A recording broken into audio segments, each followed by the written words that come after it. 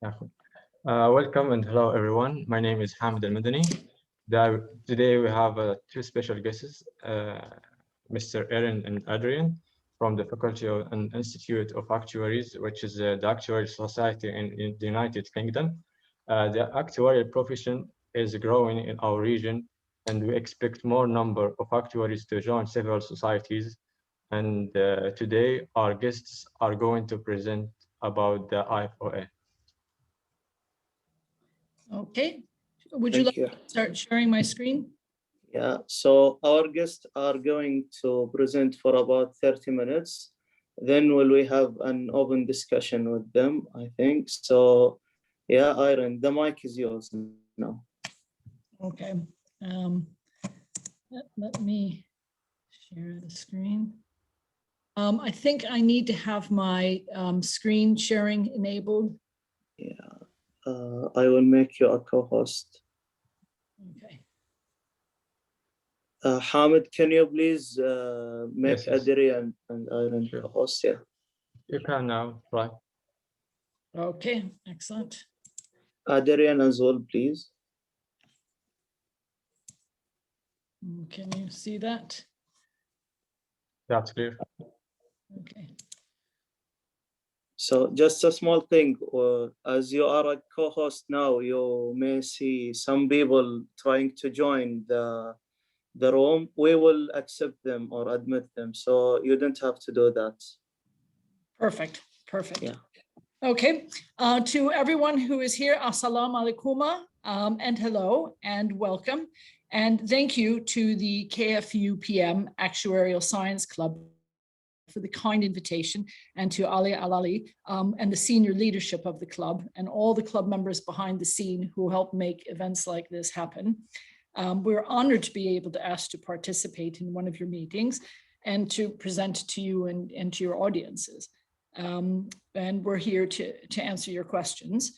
So also, please, if you have questions afterwards, please do email us, or we are also on LinkedIn if you have any questions, and you can ask away.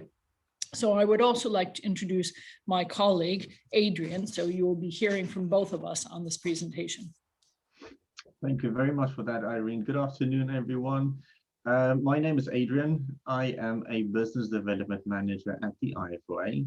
I mainly look after the development activities of Sub-Saharan Africa, but I support Irene throughout Europe and the Middle East. Thank you. Okay, so the agenda of what we're covering today is reflective of what was sent out in the poster that the club put up there of who we are, membership, the qualification, the pathways, the resources, and why to consider the IFOA qualification. So who is the IFOA? And that is,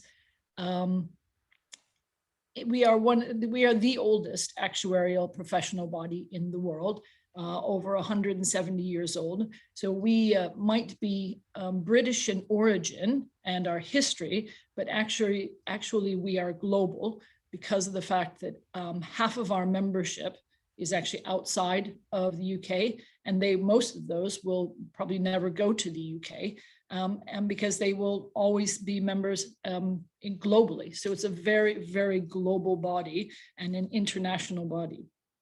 The other thing is that one thing that's sort of unique about the Institute is the fact of that when you register, you become a member of the Institute. So you can only register for exams after you become a member of the Institute. So with this comes the rights and the benefits and the responsibilities of being a member of the profession and a member of the actuarial body. And that includes upholding the Actuarial Code. We are also a member of the International Actuarial Association. And one of the key things that they do is they set a curriculum, an educational guideline for all major actuaries, actuarial bodies around the world to follow. So it's guidelines that we follow, as do other major actuarial. So we actually have the same origin in terms of our exams. Now, in terms of membership requirements, we don't have any membership requirements. anybody can join the IFOA. We are inclusive and we're open to all because we recognize not everyone follows the same route and has the same journey. The only thing we probably say as advice is it really helps to be good at maths for success in your exams. Then the benefits of membership, because you would becoming a member of the Institute, is that you are then recognized as being a member of a global community and a global profession. And this includes that you can use that you are a member of the Institute. Take, for example, on your LinkedIn profile. There's support, educational resources, guidance on ethical and technical issues, because we have sort of like a help desk in case there's any issues. And because you're a member, that's one of the benefits that you do get, in addition to events, professional networks, a lot of things that are typical of a membership body. We also, as student members, allow student members to volunteer on committees and on working groups, etc. So the most recent one where we had a good proportion of student members volunteer was on the COVID-19 working party, and they've had a lot of high profile research that they've produced. We also have an e-library, which students everywhere in the world find really, really useful and accessible. You can go actually on the website and find out actually more of the benefits if you are interested. So the big thing that we ask for members is that they follow the Actuaries Code. And so you sign this code when you become a member, and it's about upholding standards. And it applies to all members' conduct in relationship to an actuarial role, but also it's important, it also applies if a member's conduct could be reasonably considered to reflect the profession. So it's not just about the IFOA, it's also about the profession, because you are representing the profession and you are a member of the profession. And it demonstrates to the world that actuaries can be trusted and do very trusted, valuable work. So as part of our organization, one of the things we do is we accredit. So we have accreditation that we do. We do it of employers, but we also do it of universities. And that is just important that it's part of the quality. And so hence why we have a quality assurance scheme. And we do have one organization in the Middle East that is a QAS organization, and that is Lux Actuaries and Consulting, which I know they do take some interns from and hire some people from universities in Saudi Arabia. And this is, it recognizes the importance of a working environment that supports actuaries and is a good, so the other important thing to note about QAS, any organization can become QS if they have actuaries. It doesn't necessarily always just have to be IFOA actuaries. So they could be actuaries from any other professional body, because it's about the profession and it's about ensuring that's a good working environment for actuaries and for the work that they deliver. So then the final part of sort of the membership and with the rights and responsibilities is the fees. And we don't do it, or shall we say, we don't call it a discounted fee. But for students and for people on a reduced income, so less than 7,000 pounds, so Saudi Riyal, so 37,000 is what we call a reduced membership fees. And this is regardless of where you live, where you work, whatever you do. We just have it as this is to ensure all of our members are treated fairly and equally, and one is not advantaged over another. When you are a student, the fee is less than when you are a qualified member, because it recognizes you're still studying. So again, it doesn't matter whether you're employed or not, it has to do with what your income level is.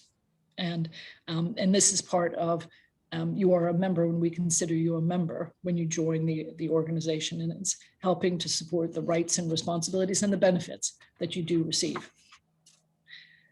So Adrian, over to you. Thank you, Irene. So these are the qualifications and certifications offered by the IFOA. Some are also qualifications and certifications that are offered by other international actuarial bodies. But something that we would like to point out is that both Excel and R is a core part of the associate and fellowship certification. And on our certificate in data science, we include Python as a language to learn. Some of the topics that we do cover in the data science certificate is things like data visualization, machine learning, AI and ethics, and also how to apply these in actuarial work. And we have a huge amount of resources available free of charge on our website on machine learning, AI and data science. So please go and have a look. Next slide, please. So this is the Ifoa qualification and what it looks like. And there's two things I want to point out is if you look from the top, past the purple down to the first gray line, that is the associate level qualification. And you would need to pass all of those examinations before you can move on to the next section. But there's also one thing to point out is that you do not have to take these examinations in a specific order. It's completely flexible.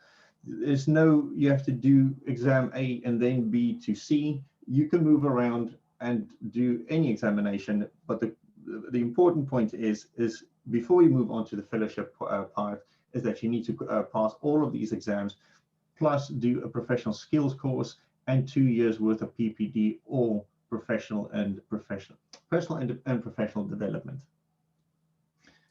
And I'll talk more about the qualification structure in the slides below. Next. Yes, please. So here is just really to emphasize that one of the important things is that the Ifoa exams cover all practice areas. And we are looking to cover more as part of our lifelong learning.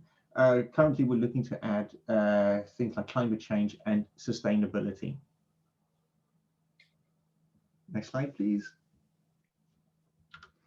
So going back to the qualification structure, this is the associate level, and that consists of 10 exams, 2 tests, and then 2 years of PPD or personal and professional development. The one thing that is quite unique about the Ifoa is that we examine communications, the green block and the right-hand corner. And there's, unlike other professional bodies, we do this because we think it is such an important part of what actuaries do, to be able to communicate your findings to your employers and to fellow colleagues. So moving on from this, once you have passed the associate level, you can move over to the fellowship examinations. Next slide, please. So again, this is just to show you that you can take the exams in any specific order. We focus on learning the principles and getting a good fundamental foundation and building on those thought processes for you so that you are a strong candidate for your next exam. We aim to teach you in every way, and it's all about building success at the end of the day. We want you to pass, we want you to move through the qualification, but giving you the power to choose which exams you want to take at which point is extremely useful from our member feedback. Next slide, please. Oops. Thank you. So after you finish with your associate level, you then move over into your fellowship qualification, which is basically further 3 exams and 1 year of PPD. So you need to choose 2 of your examinations from the from the orange section and 1 exam from the red section. After you've done those 3 exams plus 1 year, you are qualified with fellowship. Next slide, please. So just an overview of our exams. We have 2 sessions a year.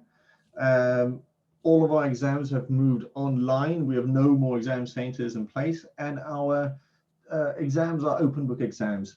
Now, this is also a reminder that as a student member of the Ifoa, you are bound by the Actuaries Code, which Irene spoke about a little bit earlier, and that any finding of kind of inappropriate behavior during exams, such collusion, could have some implications for you and your career. This is just something to note. But then equally something to point out is that we do not have a bank of questions which we choose from when we set up our exams. When you do set an exam, you can know that someone in Argentina or Russia or anywhere around the world will sit the exact same exam at the same time. Next slide, please. Quick overview of what exams look like at the IFOA. Theoretical exams is 3 hours and 15 minutes long, and computer-based exams are usually 1 hour and 45 minutes. But again, one thing to point out is that for the computer-based exams, we use both Excel and R, and on the data science certificate, we use Python. Thank you. So this is some IFOA study resources and support. We have a system called the IFOA Buddy System, where we help members link with other members. We also have a dedicated student area on our website. And one thing to highlight is that the IFOA produces detailed syllabus and core reading material, which is specifically put together for each of our exams. Those can be found on our website. And on top of that, we work with BPP Act Ed, who produce specific course material and training material, which is effectively a bundle which you can put together, if you want to think about it like that, that is designed and uniquely put together for each specific exam.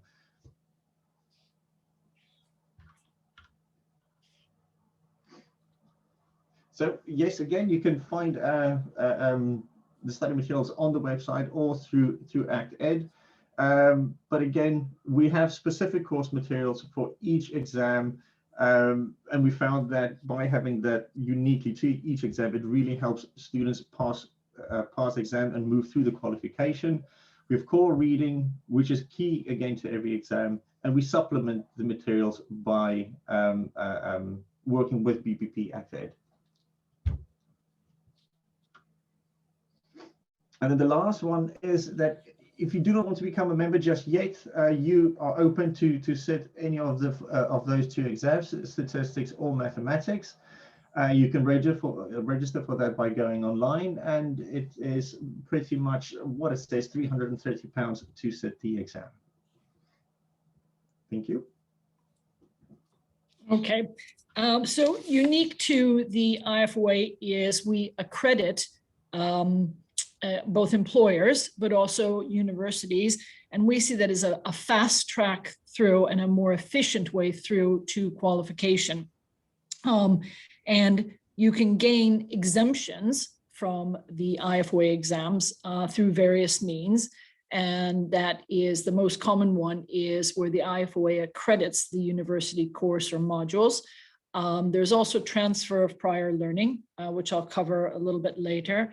And then if you have another professional body qualification, and then also if a university course or module isn't accredited, you can also still apply through the sort of transfer of prior learning to have those accredited modules or courses be applied towards an IFOA exam exemption. So we are very conscious that when you go to university, be it for your undergraduate degree or master's degree, et cetera, that's a very important focus, and that you've gone through gaining that knowledge and information. And so to do it again and examining it again is perhaps not the most efficient way of utilizing your skill set and building on that skill set. So the exemptions are, what we mean by exemptions is that if you get exemptions for having done work either at university or elsewhere, it means you don't have to actually sit the examination. You progress through the qualification factor. And that, it does depend on the courses you take, especially the electives, and it also depends on the grades you get. So just graduating doesn't necessarily mean that you would get the exemptions. You also need to get the grades. We think this fast tracking is very important for the profession in Saudi Arabia, especially with the 32 insurance companies, and that the regulator has said by 2027, so only 6 years from now, all 32 should have a Saudi fellow present within and working within the company. Currently, there's only one Saudi fellow.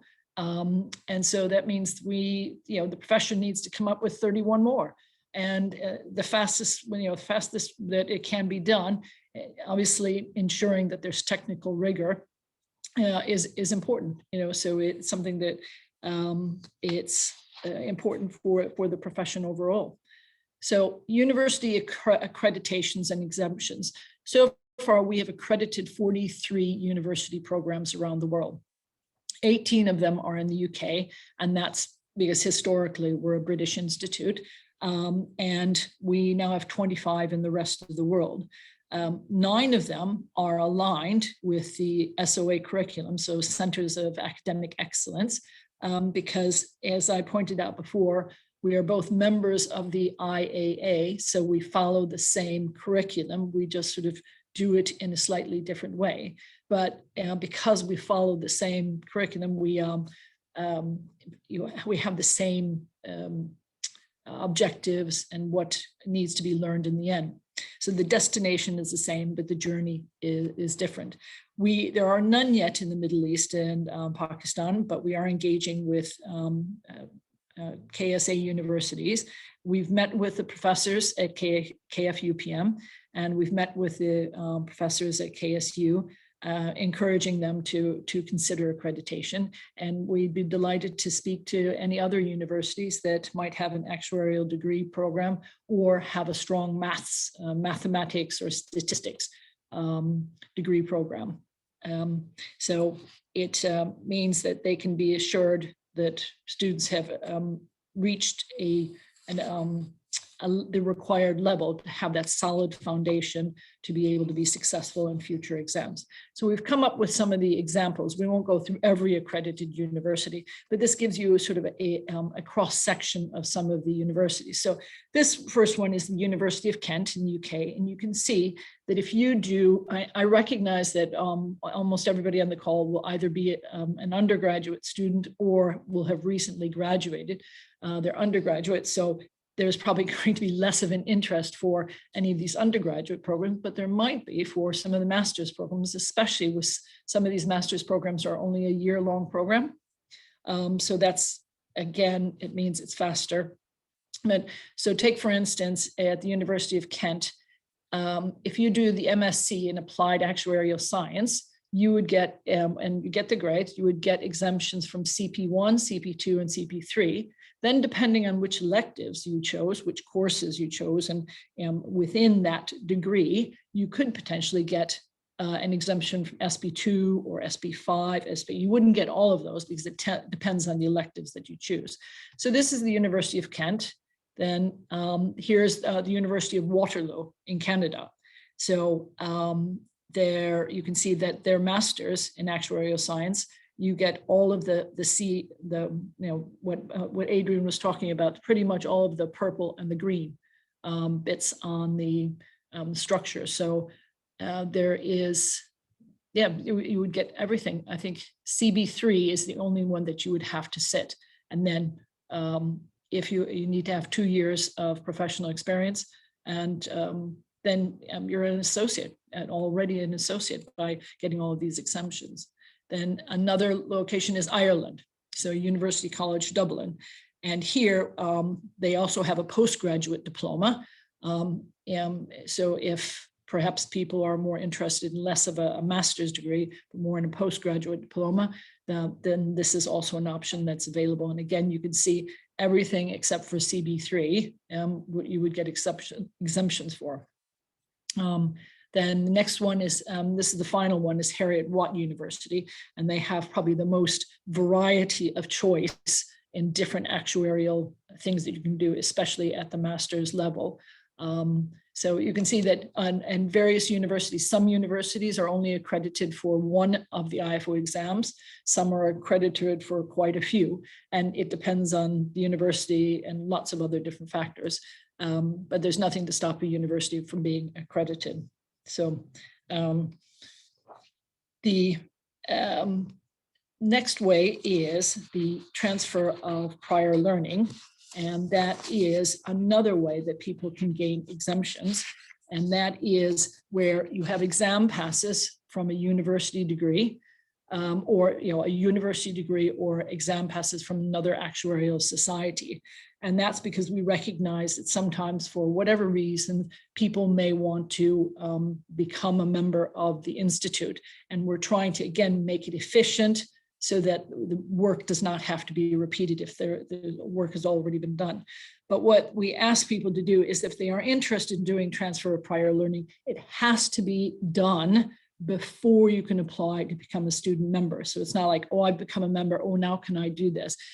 Unfortunately, you transfer your learning over and then you apply to become a member. So that's a really, really keen exception.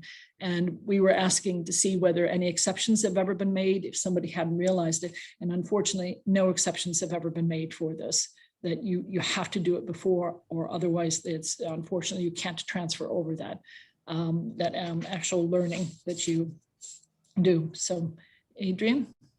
Thank you, Irene. This is just to say that we work very closely with the Gulf Actuarial Society. We visited them on a number of occasions, held member events in Dubai, spoke at some conferences, even met some of the past presidents. And we welcome anyone who is interested and supportive of the actual profession to please get in touch with them. And you can see, just want to interact, you can see Faisal in the photograph with the president of the Ifoa when we were in Dubai last year. So I'm not sure if Faisal's on the call, but he can say hi. Faisal al-Harbi. Yeah. Okay. And another organization that we work with in Saudi Arabia is, and we're looking to work with more, is the Financial Academy, part of the CMA and SAMA. And we actually ran a joint event that was hosted by the Financial Academy in June that was organized by the Gulf Actuarial Society. So we're looking to potentially be working further with them. And then this is to show some of the regional employees that we work with across the region. And it's just to point out that the job and career space, nothing is really impossible.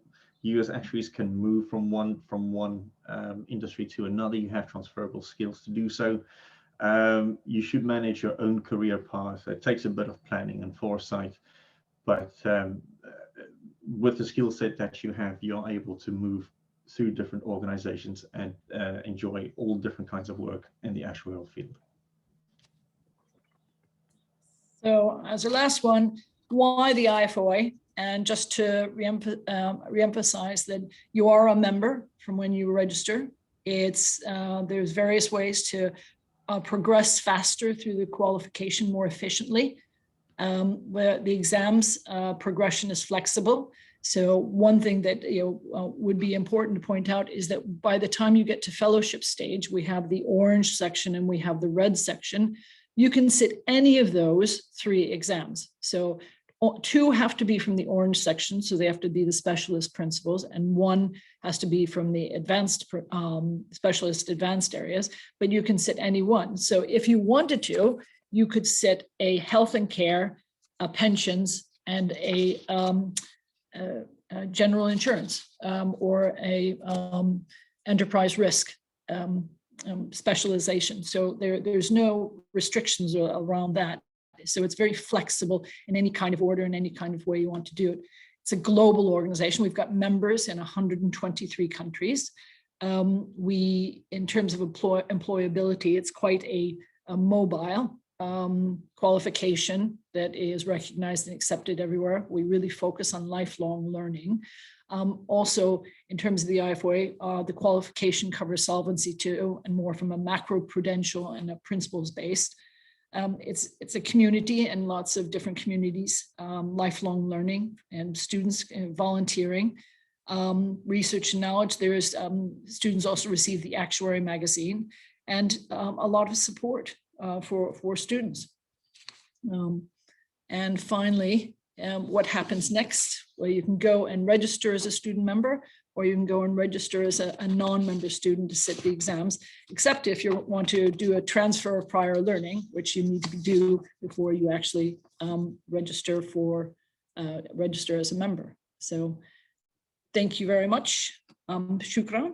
And we will then head over to questions. Thank you.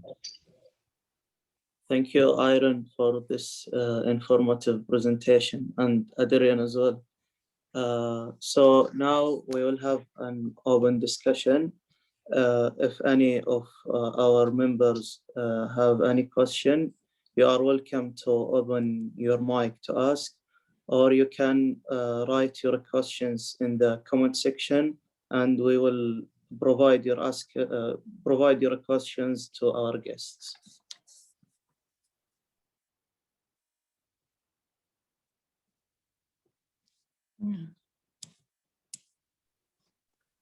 As Ali said, in case if anyone has a question, he can write it as she or he like, Arabic or English. We are more than welcome. So I have a question. My question is, as an average, how much time the student will need to be well prepared for each exam? We have that on our website, and it, depending on the exam, each exam is different. I can send around a link, but it's anywhere from probably 100 hours to 400 hours of preparation that's recommended. And so it's probably about at least 200 to 400 hours of study that's recommended for you for each exam. And we have for each exam, we have specifically how much time and everything around focused on supporting students through that time in their studying for their exams. Does that help? Yeah. Abdullah Sail, you can open your mic if you have any question. Assalamu alaikum. Good evening. I am Abdullah Saig from King Fahd University in Saudi Arabia. I'm an actuarial student. I have a question regarding the exam. Will the exam be continue to be online even after the COVID-19 pandemic or not? Thank you. Thank you very much for the question. Yes, we, as was pointed out, is we were we had to move the examinations from being in exam centers to online so that students would not miss an exam session because of the pandemic. We found that it was very successful, so we moved the rest of the exams online for the next exam session, and we foresee that we will continue to do so because it means that it's much more inclusive to everyone. So it means that people don't have to travel to an exam center if they're located in other places and have to go through those arrangements, etc. We have also made our exams open book, recognizing that you might have access to resources and materials around you, but that if you're going to be sitting things online, you should have access to resources and materials. Because it's unlike a traditional exam setting where you go into an exam hall. So it's open book and it's online. And one of the photographs that Adrian shared with you when he was talking about the exams, as you can see, that's an actual picture of somebody sitting one of the exams in their office, because you can sit them anywhere. So they will be continued to be online, and it means it's very flexible for how a student wants to, and it means you can be anywhere, and you don't have to go any place to sit your exams. So hopefully that's helpful. So no need for cameras or at the same time if any member doing the exam. I think Hamid asking that should the student use the camera during the exam? Nope. Don't you think that will affect the credibility of the certificate or the exams? The student signs, when you become a member of the institute, you sign the actuarial code that you will uphold correct and appropriate behavior. And so we expect that our members would behave that well. That said, we also, shall we say, the money that was saved in not having to hire exam centers, we invested that into plagiarism software. So it can see if there is text or equations that have been copied from the internet or from a book into the exam paper. And if they haven't been attributed to where the source was, then that the student, when the exam is evaluated, the student would be asked to justify how they came up with the answer. There is also software that is used for collusion. So let's say if there were several exam replies or answers from students that had very, very similar answers, and sometimes the exact same answer, that would be caught in the software. And again, the students would be asked to, they would be the start of a, it's not the actual start of a disciplinary proceeding, but it is a, that would raise questions that the student would have to address and answer about why. And that would be especially suspicious if the students were in the same location. And if the student has been found that there has been plagiarism, almost proved, or collusion, then disciplinary proceedings are started and we make the results of those public. And so those are published in the Actuary magazine. So if you're found to be plagiarizing, or if you're found to be colluding, your name gets put up in the disciplinary thing, so for the whole world to see. And the worst case scenario is that you are barred from membership, so you are kicked out of the institute. Then less than that is probably maybe banned for 2 years, or you can just be reprimanded depending upon the severity. So yes, we could ask everybody to have a camera, but we trust you, and we see no reason why we shouldn't trust you. That's very nice, and I think these procedures will save the exams and the credibility of exams. Yeah. I would just like to add one thing to that, if I may, please, is that the exams is also designed in such a way, and the amount of time allocated to an exam, that it will make it very difficult for anyone putting time aside to quickly go online and try and find an answer for that question. You will run out of time, and you would not be able to finish the exam in that allocated time. And then if you do get that, copy paste scenario, what Irene has mentioned is that the software is designed in such a way that it will pick that up, and then based on that, the relevant proceedings will follow. But it is designed in a way that, you said that you have to know what you're writing about. There isn't really a lot of time to go and do some extra research on the side while the clock is ticking. Thank you, Adrian. So I think we have Sarah. You can open your mic and ask. Thank you. I have 2 questions, if I may. You have mentioned in a previous slide that before becoming a member, one can only do a transfer of prior learning once. Does it mean that only one exam exam exemption is accepted, or I should apply for as many as I can at once, and I will not have the chance to apply again? I mean, in case I got an additional credit later. Yes, that's where it can only be done once, as in whatever exam passes that you have, or university passes that you have, you've got to make a, shall we say, a strategic decision as to when you're going to have them transferred over. Because once that transfer is done, then yes, you might have other university courses that you pass, or other exam passes, but they can't be transferred. It's a one-time only thing. And part of that is to stop what was done previously, which there was arbitraging back and forth, that people would take this and they transfer that and then transfer this. And it's like, no, you do it once and that's it. Does that help, Sarah? Yes, thank you. Another question. If some subjects in KSU are accepted as, you could get exam exemptions from a course you studied in any university here in Saudi Arabia.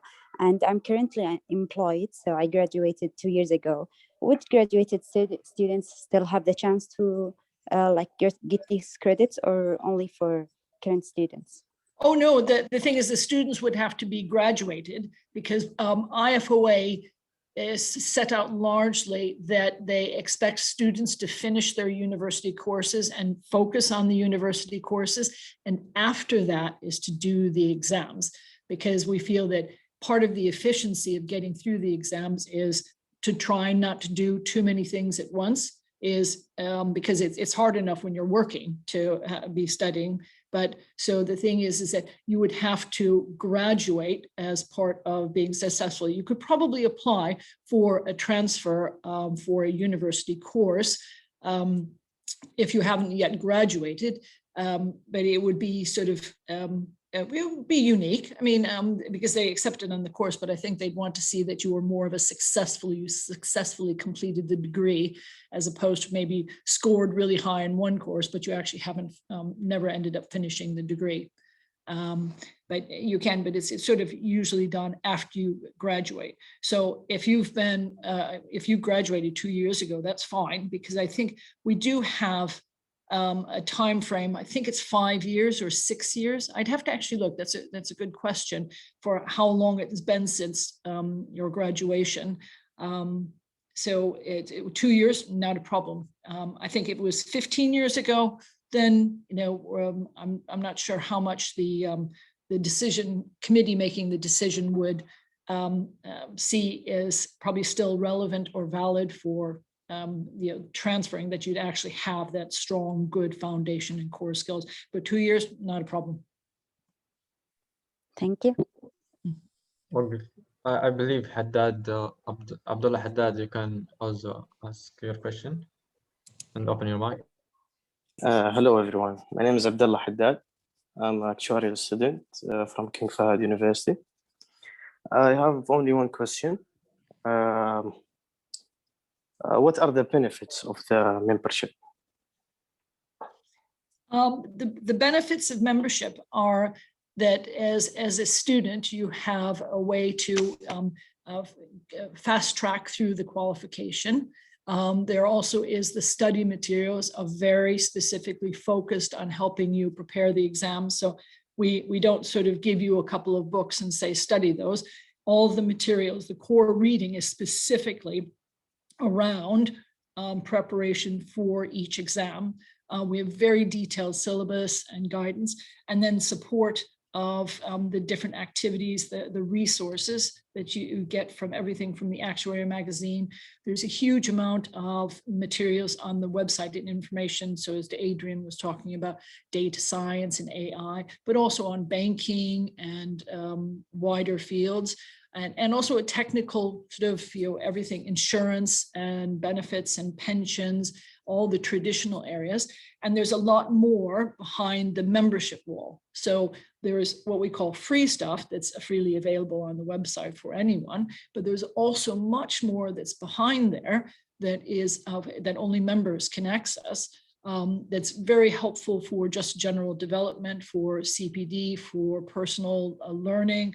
There's a lot of resources behind there. There's participation increasingly in these global communities of actuaries where they're sharing.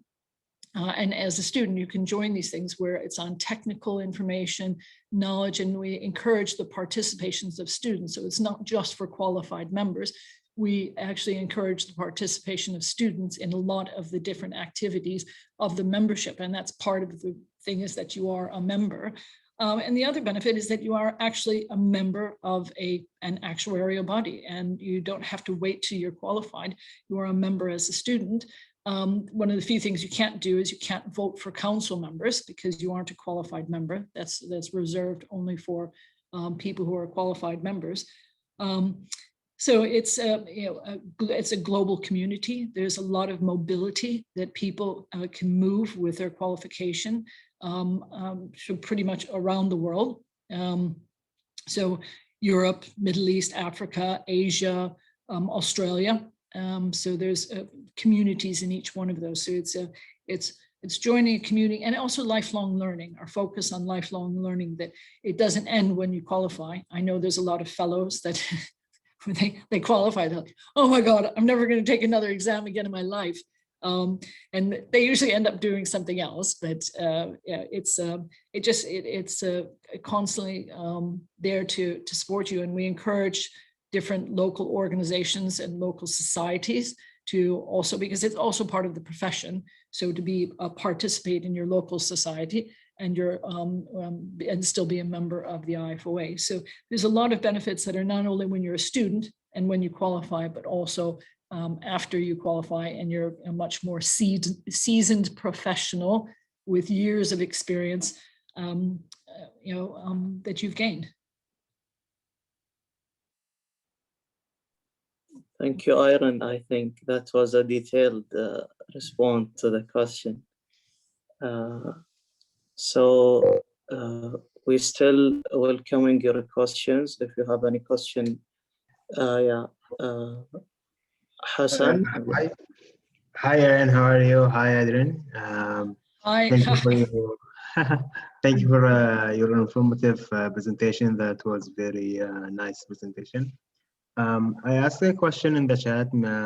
I think the guys didn't see it. I was asking about, I believe that the IFOA has an old syllabus or old exams. It's called CT exams, right? And they recently changed it. Is that correct? Yes, they changed the CT exams. So now it's called CS1, CM1, CP1, CB3. You know, every actuarial body has to have the names and the numbers. And that was changed in 2017. We changed it in 2019. Yeah, it changed recently. Yes, it was changed in 2019. So the first year 2019 was the first year of these new exams. And that was because the IAA changed their educational guidelines. They updated them to, and because we follow the IAA guidelines, we then had to go back to our syllabus, our curriculum, and change everything to reflect that. So as part of changing and reflecting this new IAA curriculum, we then decided to give them new initials and new names to stop the, not confusion, but to separate what was previously the actuarial exams underneath the old IAA regime. And now this is the new one until, whenever the IAA will again review the educational guidelines and then issue to their member associations. And we're just one of many member associations of the IAA, issue guidelines of what is for actuaries around the world, what is expected to be covered in an actuarial qualification.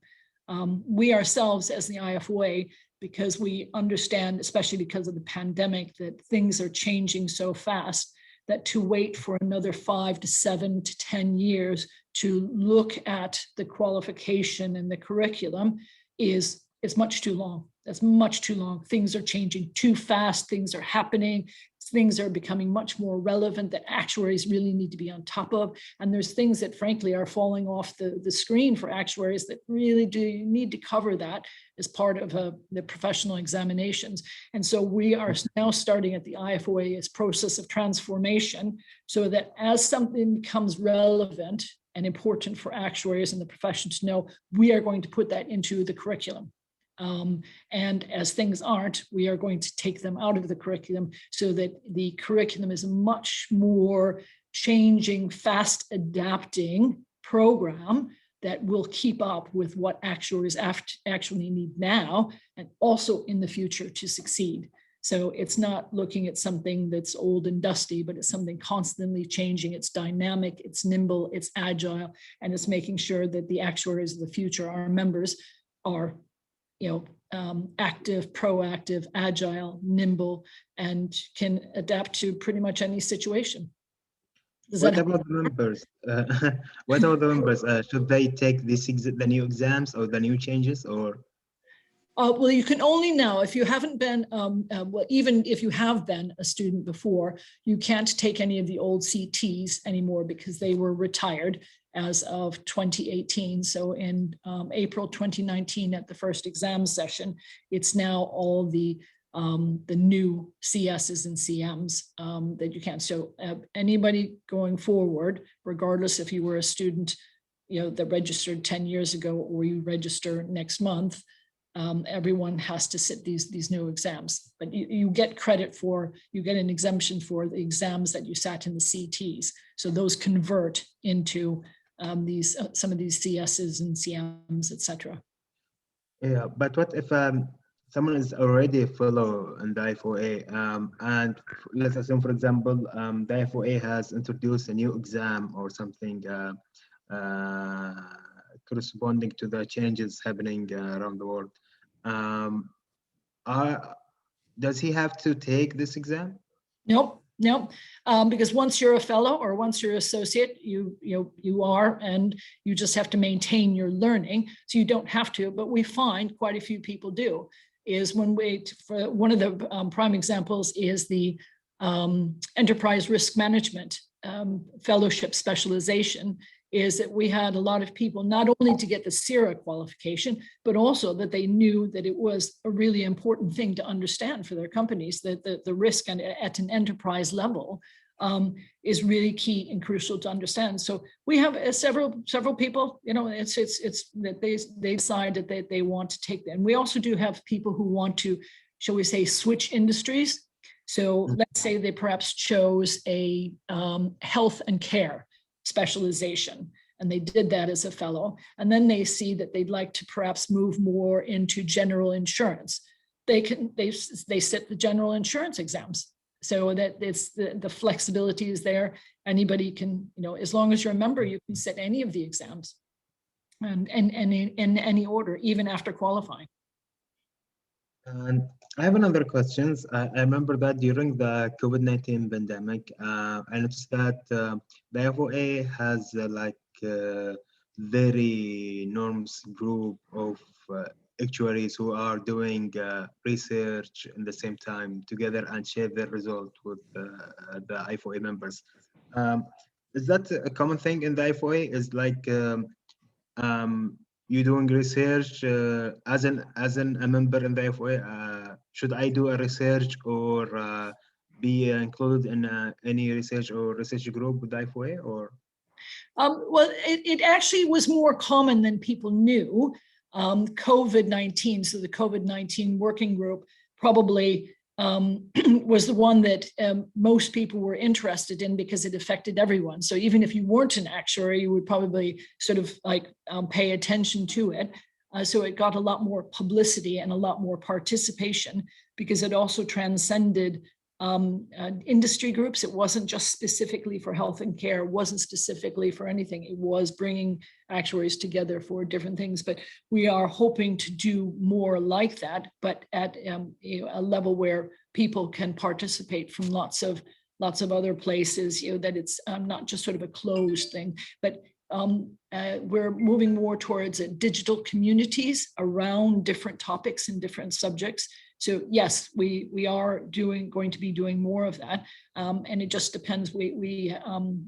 It's COVID is the one that's the most popular because it also transcends more of the technical area as opposed to something that's specifically climate change and sustainability is probably another one that transcends a lot of different practice areas, a lot of different industry sectors. But yes, no, it's something we definitely want to do more of, where it's a contribution of all. Yeah, nice. I also remember that the Ifoa has released regularly videos so that the companies show it to their employments to discuss a case that might happen to the actuarial analysts. I think there's something is related to the task codes. Is that like something related to the SOA or the Ifoa or? Well, the one thing I do know that a lot of people really appreciate, and they do share it within their companies, is our professionalism videos, because we ask as part of becoming a member, a qualified member, is that you undertake some professionalism studies. So what does it mean to act ethically? What does it mean to speak up? And that you review these things regularly. And we know what a lot of companies do is they will sort of get a lot of people into a conference room on the actuarial team, and they will play some of these videos, and then they will have discussion sessions afterwards about lessons learned, how this could be improved within the organization, and just different comments and a general discussion. So a general discussion is led by it. So people could watch these videos individually, or you can do them as a group. And there are a lot of sort of different webinars and videos that we do have on the website. If you go to events on the IFOA website, underneath events, there's a lot of them that are available if you're not a member, but we do have quite a bit that's actually behind the member wall, shall we say, that are everything from leadership discussions to some technical points about technical reserving and IFRS 17, etc. So it's a huge, wide, and constantly adding more content there for people to consume. Thank you for both Hassan and Irene. I think Sarwar, you are welcome to us. Assalamu alaikum and good evening, everyone. And welcome to Irene and Adrian to Saudi Arabia, albeit remotely. Hopefully one day we will see you in Saudi physically as well. Inshallah. So a couple of things.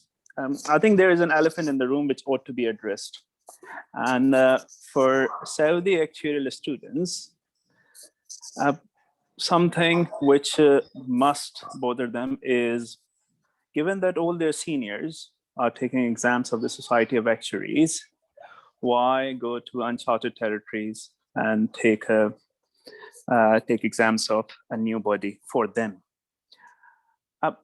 Being associated with both Society of Actuaries and Institute and Faculty of Actuaries, and having worked with the students from both bodies very closely, I'm currently working at SAMA with the students who are taking exams. So I think Society of Actuaries definitely will have its own pluses, but two areas which stand out for Institute and Faculty of Actuaries. Number one is the support with the studies in the form of tutorials.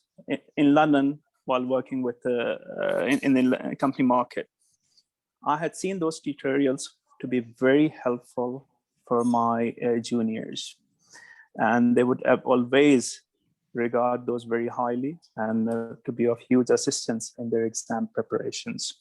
And correct me, Irene and Adrian, that now those tutorials are available online as well. Having worked with the students in Saudi Arabia over the last 4 years now, I've seen some of them struggling to get to the grips with the core concepts. And there is no teaching once you start taking exams is available, except for this website called Coaching, generally which the students use, where they take exams and keep on assessing how they are progressing. So in terms of support available during the study time, I think the Institute does have an edge over there. The second area is how frequently and how up-to-date Institute's course material is. I recall when I was working in London, we were working on Solvency II, and my juniors were studying about Solvency II in their IFOA exams. You mentioned exams being offered or certification being offered now in data science, which demonstrates that Institute is keen to keep up with the evolving professional requirements. I know society is also doing so. They also have offered now certification in IFRS 17, so which is good to see. In general, I believe Institute tends to do it more quickly. The third thing, which may not be of too much interest to you at this stage, but it's very important once you qualify as actuaries. Apologies for the background noise, the cuckoo clock from Black Forest, Germany. So once you qualify as an actuary, you would realize that Institute has got a much rigorous and up-to-date code of professional conduct, which keeps on getting updated fairly regularly. So you feel being very connected to the profession because you are being asked to meet certain requirements all the time and be cognizant of the changing requirements and changing expectations of the profession. I think these are the three areas that I would mention. Of course, the students would have to analyze and choose what they consider as best for them. But I would rather suggest that do it from an informed position. Thank you. Thank you, Mr. Sarwar Grami, for your advices. We appreciate them. Thank you very much. I don't know, Iron, do you have anything, or Adrian, you would like to add based on what Mr. Sarwar have said? Well, I just wanted to say thank you to Sarwar.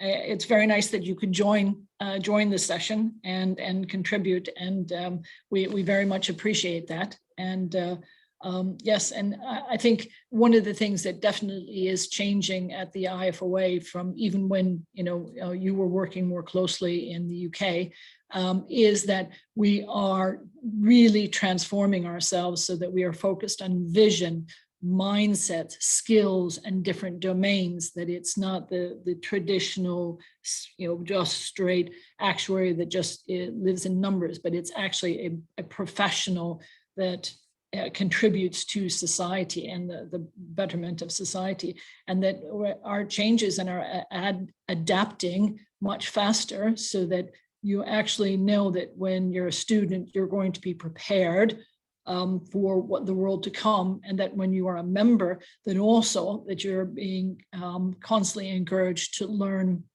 and contribute and participate in other things, that it's a continual process so that you can be the best person that you can be for yourselves, for your employers, for your clients, for your customers, etc. So yes, it's a fast changing world out there, and we would like to ensure that you are always prepared for them.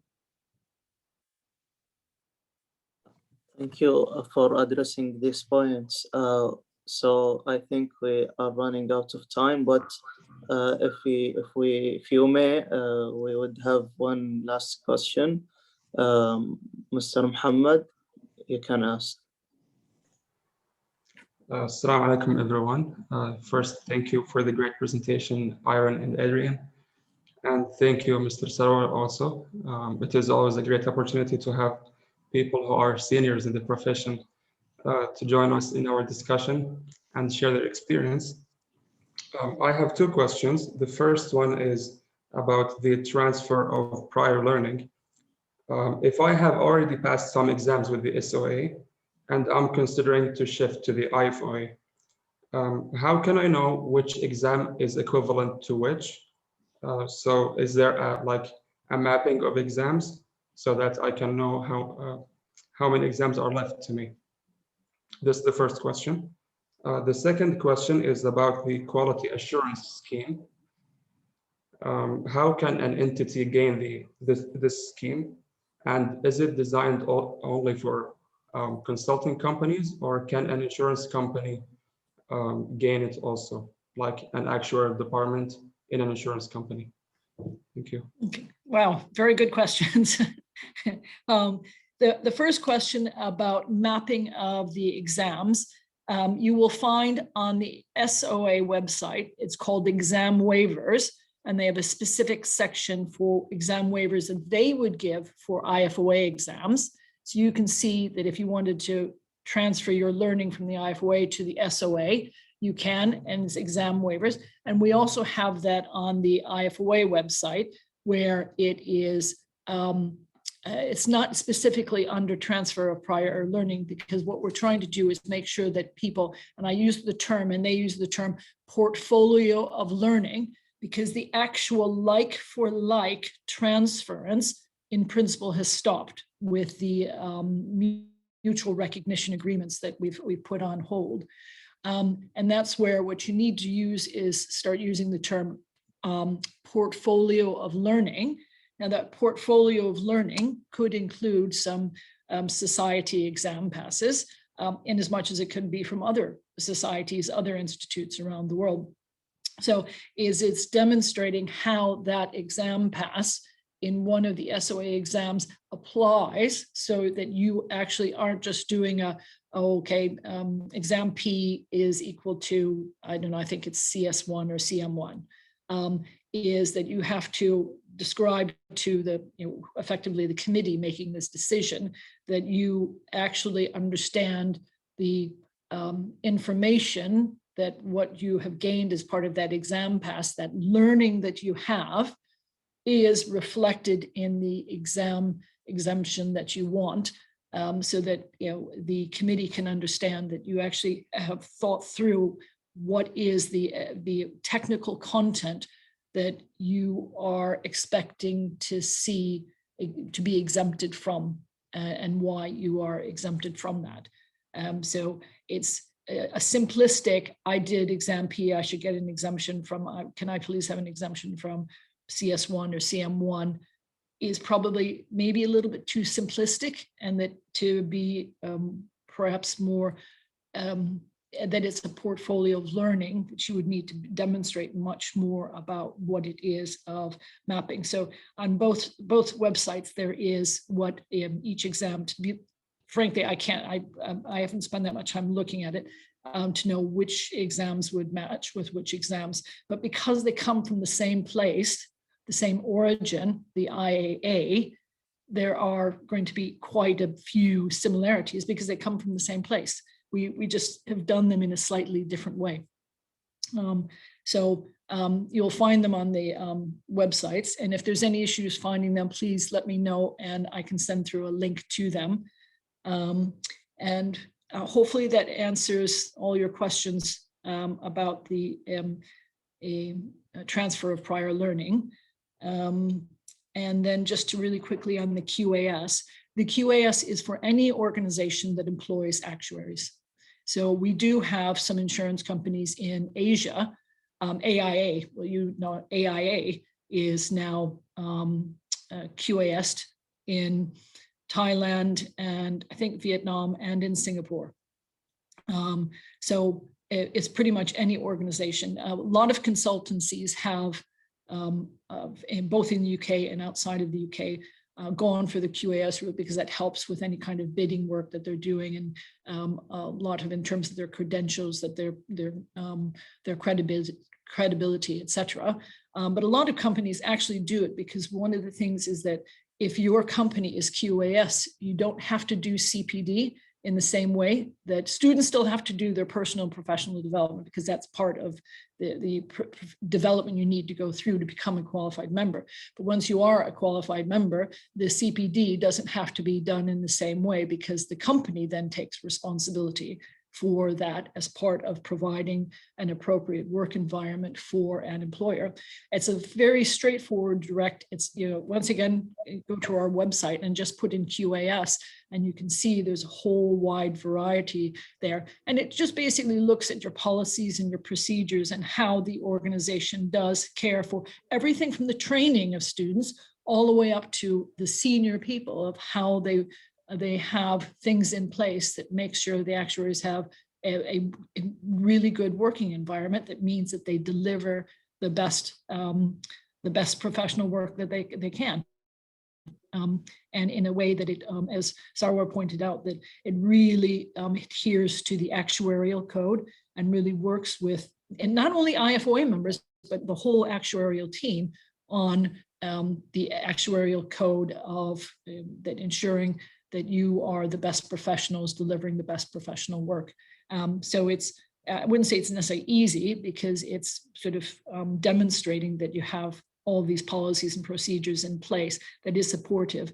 And oftentimes it means organizations have to go back and go, oh, okay, we probably need more support for students here, or we need to bring in more technical stuff, or we need to have more reflective discussions amongst the team. There's a whole wide variety of things, but anybody can. So any organization can. If there's actuaries employed there, then they're candidates. Hopefully that helps. Yes, very much. Thank you. At the end of this meeting, on behalf of the club's members, I would like to thank both Irene and Adrian for their visiting to our club and for their presentation. Also, I want to thank all our guests for their questions and their participations. Hopefully, the meeting will be available soon on our YouTube channel by tomorrow. And thank you, everyone. See you soon in another meetings. Thank you. Thank you. See you. Assalamu. Ma'as-salama. Bye-bye. Thank you.